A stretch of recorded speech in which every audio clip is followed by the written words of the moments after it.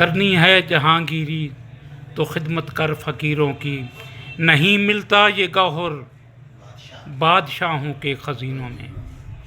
हमारे शहर कुशाब के सबसे ज़्यादा उम्र पाने वाले, जिनकी उम्र 100 साल से ज़्यादा है, 105 साल उम्र है, हिकमत की दुनिया के बेताज बादशाह, नबज़ शनास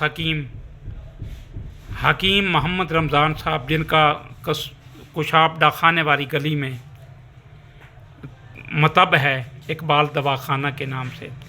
मैंने ये आपको इसलिए बता रहा हूँ कि देखें, पोता अपने दादे की खिदमत कर रहा है। मेरा आपके नाम पैगाम है, बिस्मिल्लाह। जिस तरह ये दादा बुढ़ापे में अपने पोते की खिदमत कर रहा है या इनको मस्जिद में लेके जा रहा है, आएँ, अगर हमारे वालिदैन ज़िंदा हैं तो हम उनकी खिदमत करें, उनकी खिदमत में कोताही ना करें। खिदमत से अल्लाह राज़ी होता है और ख़िदमत से बख्त लगते हैं। पीरों के भी तो दबाते हो ना गिट्टे गोडे, पीरों के दबाते हो।